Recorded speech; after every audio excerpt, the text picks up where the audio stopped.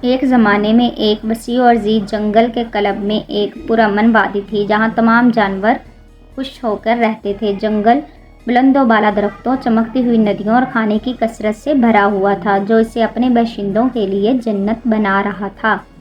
لیکن ایک دن ایک پراسرار خشک سالی نے ندیوں کو خشک کرنا شروع کر دیا۔ پودے مرجھا گئے اور وہاں رہنے والے لوگوں کی زندگی کو خطرہ لاحق ہوا۔ جنگل کی سب سے قدیم اور عقل مند مخلوق کچھوا نے خطرناک صورتحال پر قابو پانے کے لیے جانوروں کو اکٹھا کیا۔ انہوں نے مل کر فیصلہ کیا، کیوں نہ ہم ایک ایسے جگہ کی تلاش کی جائے جہاں بہت زیادہ پانی ہو اور کھانے پینے کے لیے بہت ساری چیزیں ہوں۔ لہٰذا سفر شروع کرنے کے لیے مختلف جانوروں کو مدعو کیا گیا، جس میں ہاتھی تھا، شیر تھا جو طاقتور تھا اور شکار اچھا کر لیتا تھا۔ ہاتھی بھی ساتھ ہو لیا۔ وہ بہت زیادہ ذہین اور عقل مند تھا اور کسی کام میں ناکام نہیں ہوتا تھا۔ بندر جو بہت ہی ذہین تھا، زرافہ جو بہت اونچائی سے بھی اپنی سمت دیکھ سکتا تھا، ریبٹ جو بہت ہی چست و چالاک تھا، طوطا جو بہت ہی اونچائی سے اپنے راستے دیکھ سکتا تھا، وہ سب مل کر سفر کرنے لگے اور آہستہ آہستہ چلتے ہوئے وہ ایک ایسی وادی میں پہنچے جہاں بہت زیادہ اندھیرا تھا۔ چلتے چلتے وہ ایک ایسی جگہ پر پہنچے جہاں راستے بھی بہت زیادہ تنگ تھے اور سانپ اور دوسرے جانوروں کا گھر ہے۔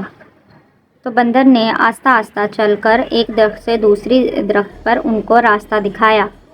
جنگل بہت زیادہ تاریک تھا اور روشنی بہت مشکل سے زمین پر آ رہی تھی، تو پھر بھی وہ چلتے چلتے ایک ایسی جگہ پر پہنچے جہاں بہت زیادہ بڑی چٹانیں تھیں اور راستے بہت تنگ تھے۔ تو انہوں نے فیصلہ کیا، کیوں نہ ہم اب طوطے سے مدد لیں۔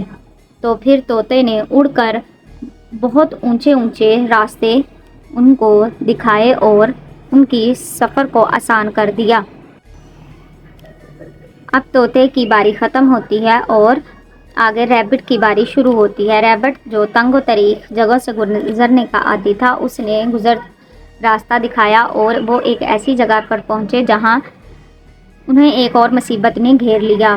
وہاں پر بڑی بڑی چٹانیں گرنے شروع ہو گئی۔ پھر ہاتھی نے اپنا کام دکھایا اور اپنے مضبوط جسم کو ان چٹانوں کے آگے کر دیا، تو تمام جانور محفوظ ہو گئے اور چٹانیں جو وہ ہاتھی پر گرنے لگی۔ اس طرح ہاتھی نے اپنے مضبوط جسم کی طاقتور جھلک دکھائی۔ پھر آہستہ آہستہ چلتے ہوئے وہ ایک ایسے جگہ پر پہنچے جہاں ہر طرف چمکتی ہوئی کرسٹل کی وادیاں تھیں۔ چلتے چلتے وہ ایک ایسی جگہ پر پہنچے جہاں ہر طرف اندھیرا اور بہت زیادہ گہرا پانی تھا۔ باہر نکلنے کے لیے کوئی راستہ نہیں تھا۔ وہاں پر انہوں نے فیصلہ کیا، کیوں نہ ہم ایک ایسی کشتی بنائیں جو پتوں اور لکڑیوں پر مشتمل ہو۔ تمام جانور اس پر بیٹھ کر اس دریا کو پار کر لیا۔ پھر وہ آہستہ آہستہ چلتے ہوئے ایک ایسی وادی میں پہنچے جہاں بہت زیادہ اندھیرا تھا اور ہر طرف چمگادڑیں اڑ رہی تھیں۔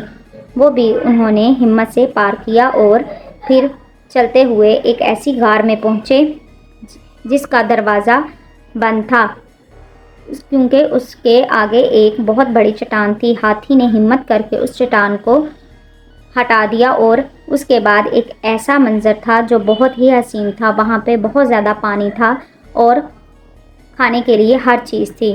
تمام جانوروں نے خوش ہو کر پانی پیا اور انجوائے کیا۔ ارے کہاں جا رہے ہیں؟ ابھی تو آپ لوگوں نے کمنٹس کرنا ہے، سبسکرائب کرنا ہے، لائک کرنا ہے میرے چینل کو۔ Please subscribe my channel.